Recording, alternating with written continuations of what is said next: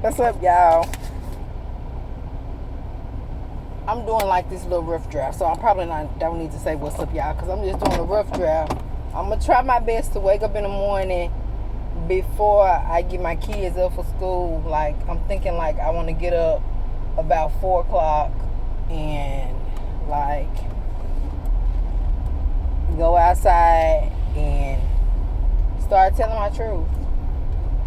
Because I feel as though my truth will help somebody. Like, I know it's going to help multiple people. But it's just about being vulnerable and opening up to people.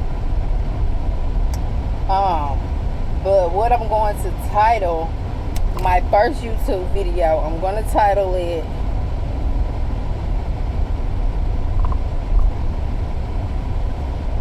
How My 3 Years of Abstinence helped me find my soulmate.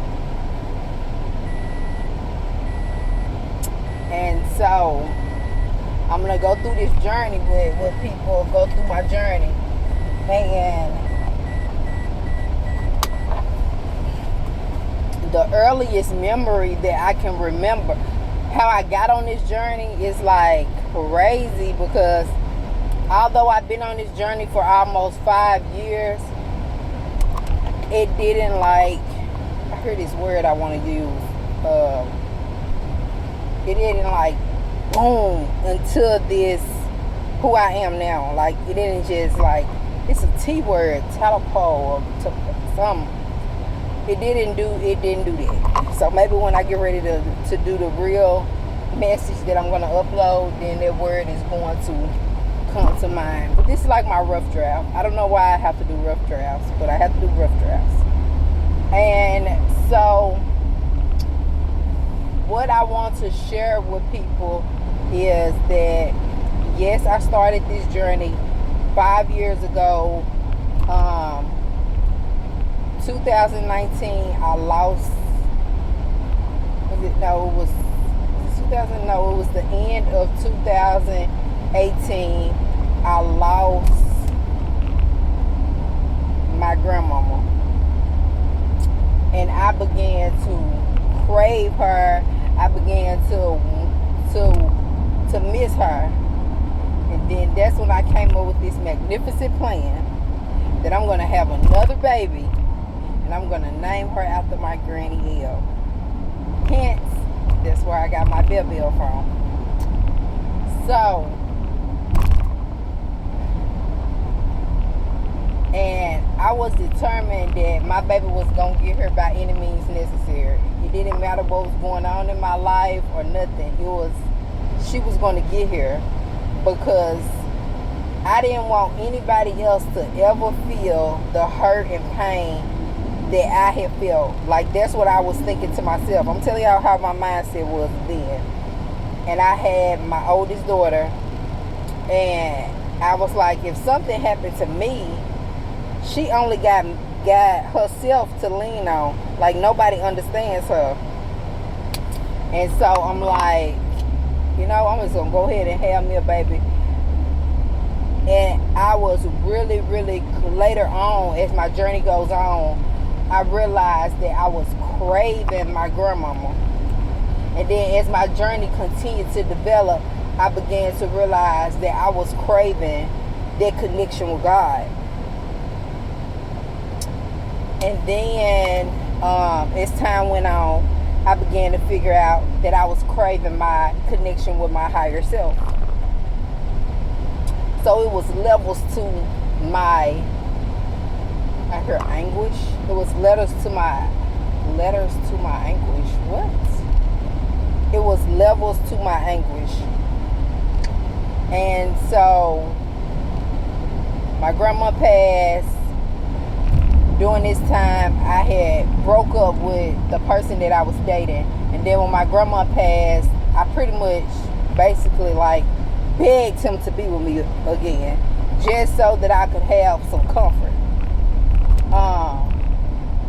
And so we continued I continued that journey.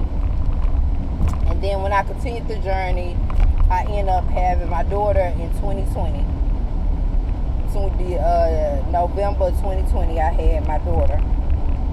Well, in December of 2020 would have marked 2 years of my granny passing. Y'all catch what I'm throwing? So then I'm like, oh my goodness. And I had my daughter, and during my pregnancy, I went through more stress and struggles that led to me having a diagnosis of being of depression during pregnancy, which I think is called perinatal depression. When you have it, I think that's what it's called, when you have it during your pregnancy. And so I had depression, which I later realized after I continued on my journey that I was experiencing elevation, aka ascension.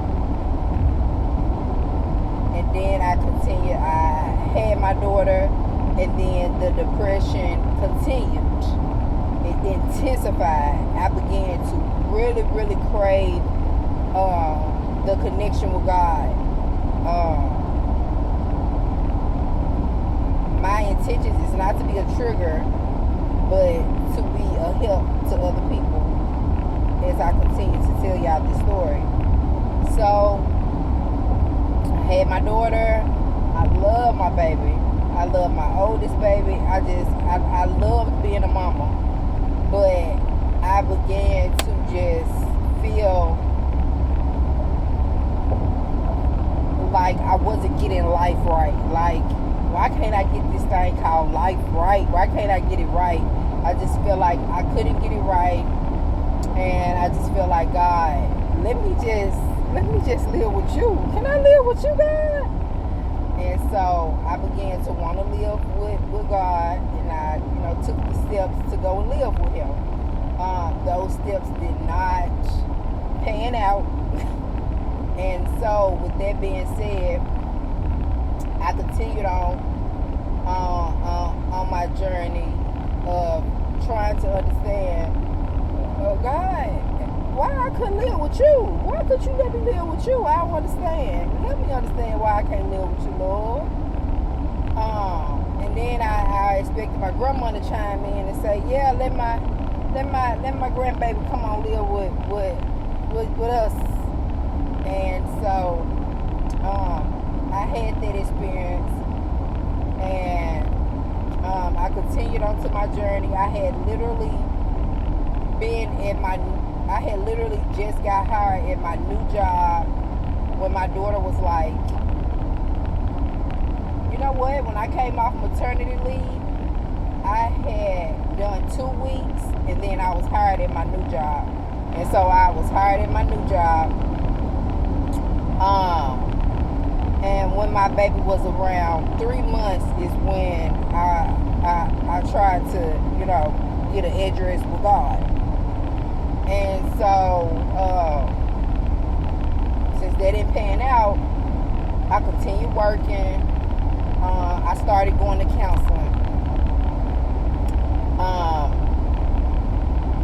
And when I started going to counseling, it was really good. It opened my eyes up to some things in my and I will share that, y'all, I was a counselor at this time.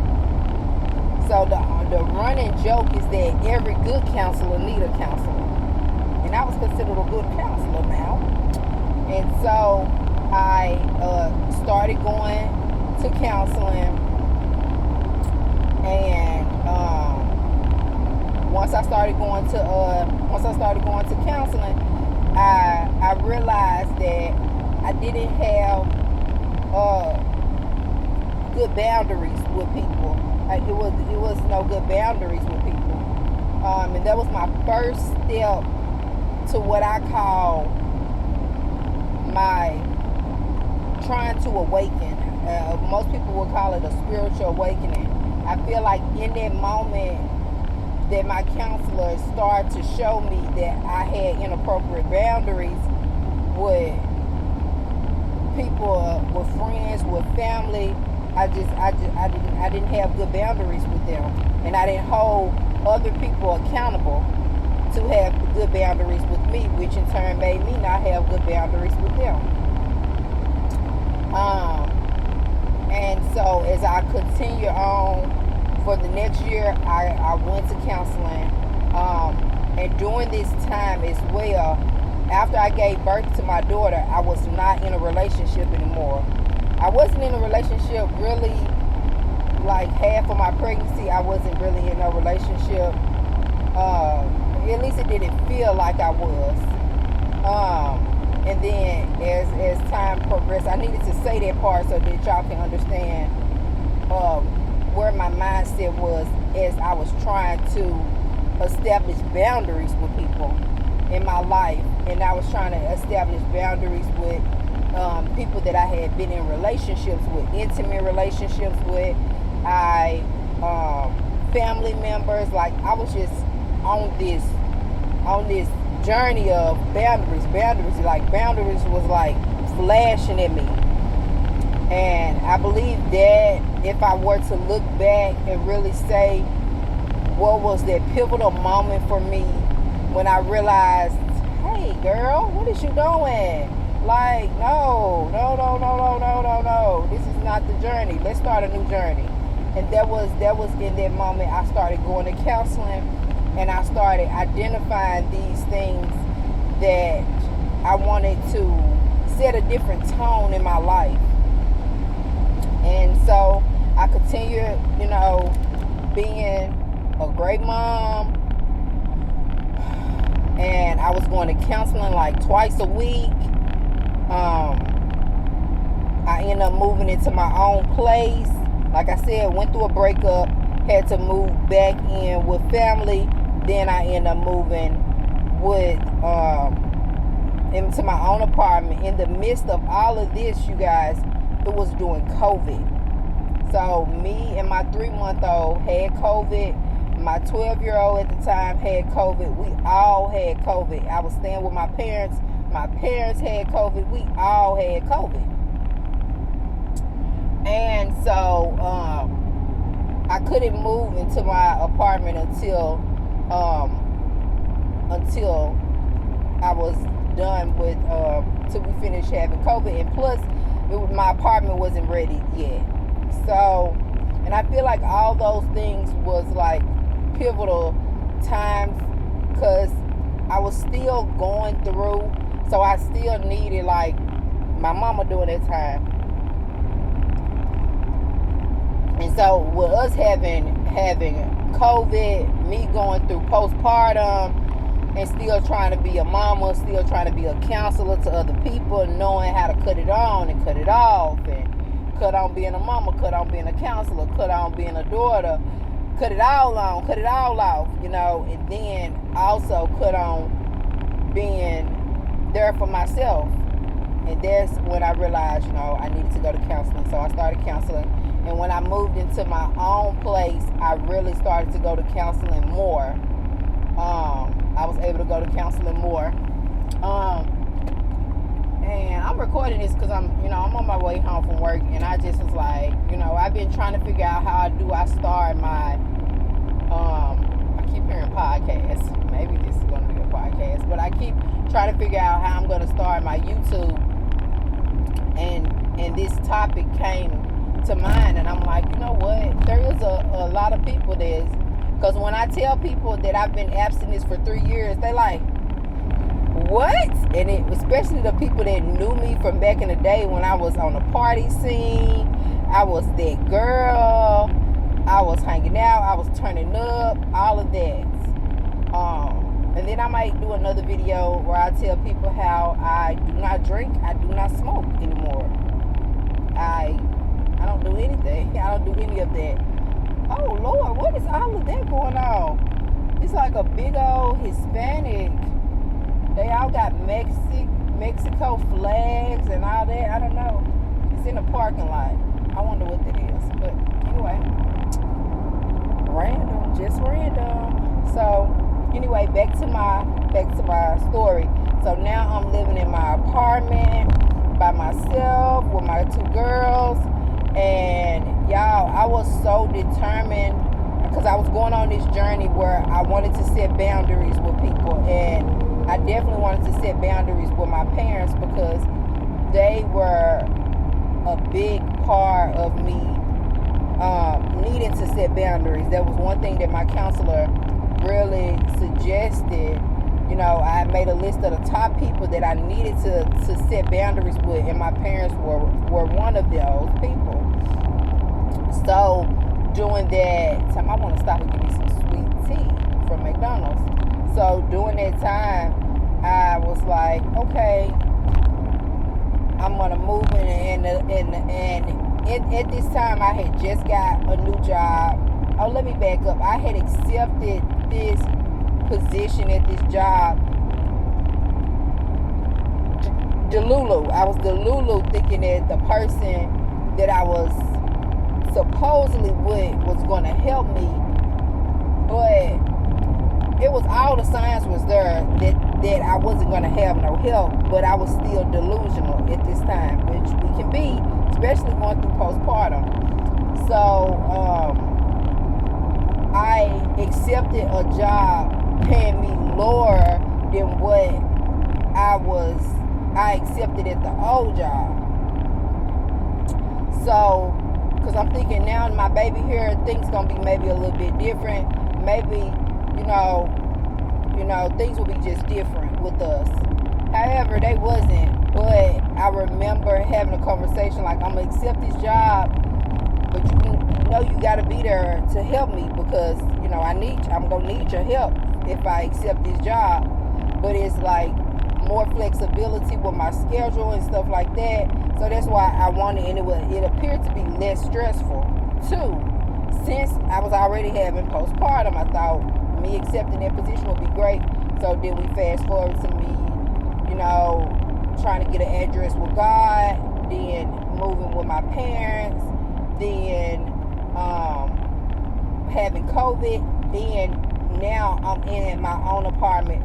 But this is the thing, me and my girls, we moved into one bedroom apartment and I converted it into 2. So the living room was me and my newborn's room, and then the master bedroom was my daughter's room. So we stayed in a 1 bedroom, and we just, we stayed in that 1 bedroom. And my baby was getting ready to go to middle school during that time. I think it was her 2nd year in middle school. Yeah, because we had just been through COVID. So they was just letting the kids back in school. So it was her 1st year back in school. That was a big adjustment. So now I'm having postpartum. I'm moving into my own place. I'm having to set boundaries with individuals. And sometimes the setting boundaries is not having them to have so much input in your life, which was very hard for me because I was so dependent on other people in my life. I was so dependent. When I look back now, I be like, it's so fucking cringing. It is cringing. But I was so dependent on other people. And so as I continue on my journey, me and my kids remained in that 1 bedroom. I think we stayed there for 2 years. Yeah, we stayed there for 2 years. And I remember asking my boss for a raise, and I'm like, you promised me that. You promised me when I got here that I would work a year and you would boost me up to where I wanted to be. I made your numbers go up. I did everything on my end, and then you have not kept your end of the bargain. You keep giving me the runaround. You gave me a 4-cent raise. That was not what we talked about. So I felt very hurt during that time with my boss. I felt very hurt by the people that couldn't understand that I needed to set boundaries. And when I stood up for myself and when I set boundaries, it made them get defensive towards me.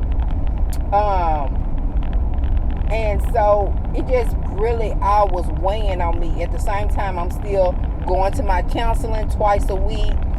And this was a different type of counseling. This was supposed to help with like trauma. It was called EMDR counseling, where they send like electric shocks and like you try to reprogram the way that you your memories about things that have been traumatic for you. It tries to reprogram your way of thinking about those things. And so it was actually something that I thought I wanted to go to school to do. Whole time I needed the damn counseling myself. What? Just stay with me now. I'm just talking y'all from the perspective that I was then. I'm gonna catch y'all up. Y'all gonna press subscribe and turn the notification. Y'all gonna see where I am today. But I'm just taking y'all on my journey. And so as I continued on my journey, I continued to go into my counseling, set boundaries with individuals, try to stand up for myself in my job, which didn't go right, but I couldn't quit because I still had 2 kids to take care of. My daughter started acting out in school. I was like, she has always been a pretty good kid, but she was hanging with the wrong crowd. I felt like I was failing as a mama. And again, I'm asking God, like, well, God, you gave me another chance, but like, what's happening? And I do want to share with y'all my experience when I attempted to get an address with God, because that experience was very, very intense and very beneficial for my journey. And I'm going to always share what happened because it was real for me and it changed my life. It changed my life. I cannot say how much it changed my life. But I'm going to share that on another video, the actual experience of me trying to get a new address. Now, as it relates to me continuing my journey, asking my boss for a job, we're in a 1-bedroom at this time, converted it into a 2-bedroom. I'm trying to get my life back to normal. Trying to be involved in different things like taking the kids places. Because at first I was going through a time where I didn't want to get out the house. I would like smile. I started making like videos. Like I knew I wanted to like do YouTube, but I didn't have it in me to do it. So I go back in my phone now and I look and I see all the videos that I made in the morning time before I went to work. I was so dolled up and it appeared that I was so happy. I'm like singing and I'm like, wow, it's people really out there in the world that when you look at them, you have no idea what they going through. You have no idea. And I wish that I was very experienced with YouTube like that, and maybe I'll share some of those pictures with y'all, but I wish I could like insert those pictures and show y'all. I'm telling y'all what I was going through, but when you look at the pictures, you have no idea that I am hurting that bad. And so let's check it. I'm a mama. I'm going through postpartum. I'm going through intensive therapy. I'm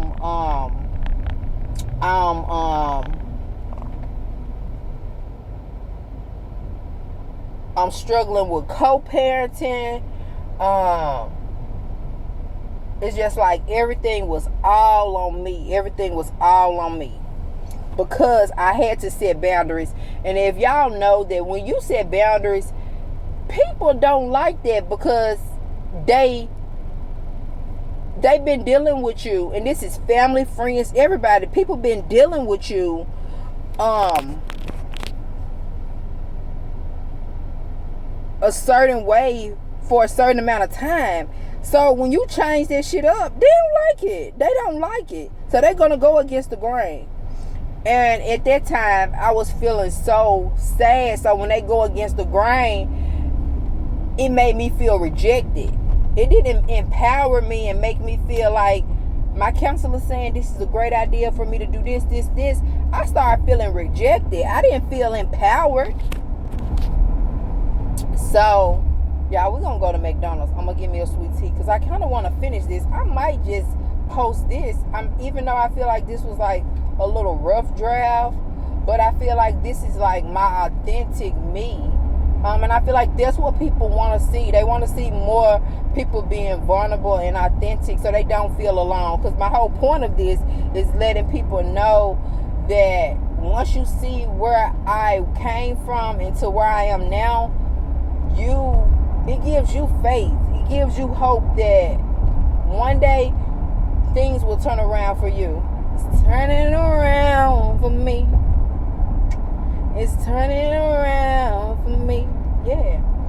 So, I'm trying to see where I am now.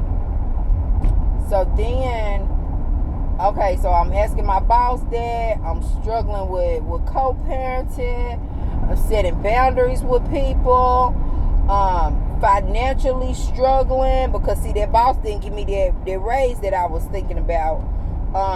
So I'm like, I'm struggling. And so I said, okay, I'm just going to start trying to make some extra money. So I started doing Uber. I started doing DoorDash. I was just starting to do all that kind of stuff. And it's still, I still wasn't able to make ends meet. My baby, she wanted to be a cheerleader her last year of school. So I'm trying to make that work. She was cutting up. And so she had got a diagnosis of ADHD, being hyper, because I had a diagnosis of that. So I knew that it's a chance that she got it too. So I tried to be more patient with her. And I'm like, okay, baby, we just gonna... And then I heard about this ADHD coach, so they specialize with students. So I tried to put her in that. It was very expensive. So y'all, I am sinking at this point. Y'all, hold on one second. Hold on. Okay, y'all, I'm about to get my tea. But on my new phone, it's like once I press pause when I started back, if I don't start it back in a minute, then it'll like, and I don't want to have to record this all over again.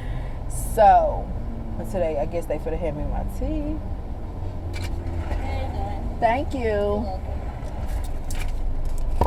So, and I was on my way home, so I'm thirsty, and I'm like, I'm not gonna go in the house. I'm gonna like finish this before I do go in the house. And so I wanted to finish sharing my story. So, yeah. So all of this is going on. I'm going through it. I am literally going through it. It's so much stuff going on. And then my baby wanted to be in cheer, and she started trying to do better. And I'm like, maybe I should put her in cheer if she won't be hanging around all these roughnecks.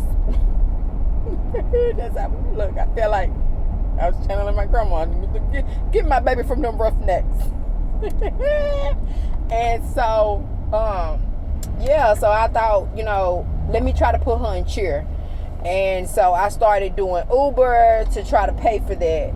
And let me tell y'all, this is the thing, y'all. The whole time I could have went and got an increase on my child support, but this is how much I was like going against the grain of setting boundaries and standing up for myself.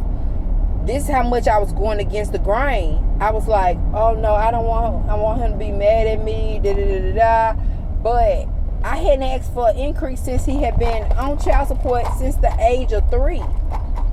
And as she gets older, she wearing my size shoes and stuff. So, like, y'all know, as mamas, daddies, whoever got the kids, y'all know how expensive it is to take care of the babies.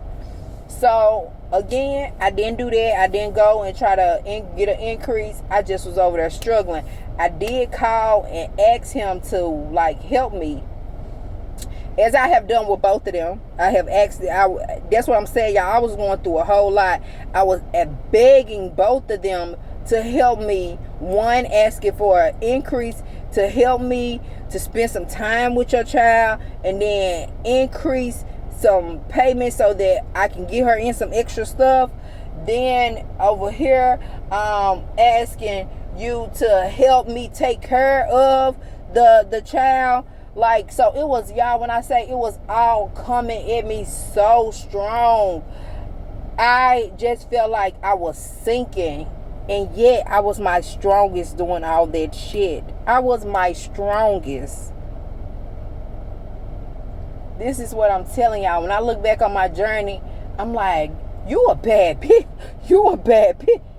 Like, I was bad because although I was literally sinking, and there's plenty of people out there that I know, they could not have went through what I went through all at one time and still be living. That's why I'm making this video, because I want people to know that you do not have to be what you've been through. Baby, look at me. I cannot wait to show y'all who I am right now. Give you what I am right now. So, we still here on this journey. You know, I'm doing Uber, I'm doing DoorDash, I'm getting so stressed out.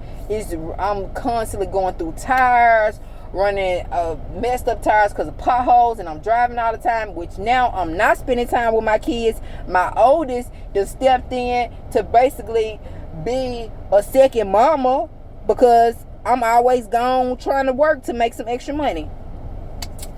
At the same time that when I do have an off day, I'm trying to do something with them. Well, then my counselor said, you know, you got to start trying to work some time in for you. So I got to start. So I try to start working some time in for me, which was even more hard. And so, which made me feel lonely. So then I was going back to these old relationships, not like, just old. You know how we all have like a little black book, and you be like, what's up? We get texts or whatever. Friends with benefits. Yeah, I had started, you know, hanging out. So that I can get some needs met. You know what I'm saying? Okay, y'all, we been there, done that. And so, but I still began to just feel empty. I was still feeling like, this still ain't enough. This still ain't enough. I'm still not happy. I'm still not happy. So then I just went into this cocoon, and I was just like, you know, God, I need to just start over. I need to just start over from scratch, because I don't know where my life is going. I don't know what I'm doing. Like, I just don't know. And I started to think of that when I was in my apartment. So on that last lease, that second year of me being in that apartment, on that last lease, I started saying, you know what? I don't have to live like this. I'm going to apply for another job that pay more money or whatever. So I applied for another job. Y'all, the job, I had to be at work at 4 o'clock in the morning, and I got off at like 1. But I had to be there at like 4:45 in the morning. Which means I had to hire. Listen, y'all, I was constantly digging myself in a hole, but I didn't see it at the time. I went on care.com, and I hired me a nanny to come and be with my baby for 3 hours until the daycare picks her up. And then the daycare will pick her up. So the nanny will come, stay with her at 4 o'clock in the morning when I leave, to get her ready for school, and then give her to the have her ready for her regular daycare. So when she was ready, having her ready for her regular daycare, then I was going to work at 4 o'clock, getting off at 1. Because I was always feel like I wanted to be with my kids. So I feel like, oh, this is going to give me more time with my kids. I'm going to make more money. But y'all, I really was putting out more money because I had to pay for the nanny. But the job was so less stressful. My boss was so loving. Oh my God, the whole place was so loving. My teammates that I work with, that was the first time I had been at a job since I had been grown. You know, not working like one of my little teenage jobs, but since I had been grown, I was so at peace at a job. But the hours was crazy. So then my boss at the time, she worked with me. She was like, you can work some days from home if you need to. So that means that, she's like, that will help you financially, yeah. And so I only had to pay for the nanny to come twice a week instead of 3 times a week. I mean, instead of 5 times, I only had to pay for her 2 times, because the other days my boss let me come in late and I could work from home. I mean, she worked out everything. That's the best boss I ever had since I've been, besides the boss that I had when I was working at Cracker Barrel. Like, he was a good boss. But this boss right here was like, really showed up for me when I needed her to show up for me. Both of my immediate boss plus my immediate boss. My immediate boss left. And how many of y'all know when that boss that you had was really good leave, you be like, dang, I ain't gonna get no another one. How about the next one was even better? So I always send prayers up and say, God, send all the love to them, because they did not have to. People have a choice in life. They always have a choice. They can do you wrong or they can do you right. Listen. And so I started getting a little bit of relief. And they were so sweet. My baby had a birthday. No, it was Christmas. They bought my kids Christmas gifts. I was like, wait, what? Y'all didn't have to do that. Y'all, I ain't gonna cry on this video. I said I ain't gonna cry. And they brought my kids gifts. And y'all think about, this was the time that I was setting boundaries with people in my life. And as I was setting boundaries with people in my life, I was feeling more isolated than ever. And I feel like my kids wasn't gonna get the things that they need because I'm trying to set boundaries. So I would not go to events, but I would drop my kids off, and I would not go to events. But I feel like at that time God was showing me that when you start to stand up for yourself and you set boundaries, we're still going to put people in your life to help you take care of your kids, and you don't have to worry about that.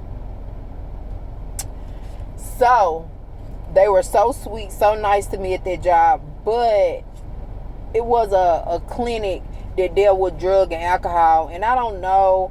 I was working with women that were pregnant, and it was so, I don't know why it was so triggering for me. But like, I literally went in one day and put my 2 weeks notice in. I had no plan. I had nothing. But when I had a pregnant person come in, I just felt like they were going to overdose. And I was like, I cannot. And they couldn't like change my caseload. Like, it was nothing I could do. Like, I had to keep them. And I was like, this is too much for me. Y'all keep in mind, I'm still going through postpartum. So I'm very sensitive about women that are pregnant. And I'm still in counseling. So that was a lot for me. So I gave them my 2 weeks notice. And my life just like went downhill from there. It went downhill, but in a good way, because this is where I am now. So I walked away from my job not knowing where my income was gonna come from. All I had was one of my kids' child support payment. That's all that I was gonna be able to live off of. And it wasn't very much for me and my 2 kids, plus rent, plus I still had a car note, plus insurance. Like, where was it coming from? So my life changed immediately. And a big loss came right after I quit my job. There was a big loss. And I'm going to share that with y'all. So, y'all press subscribe and turn on notifications so you will know when I post my next video. Bye.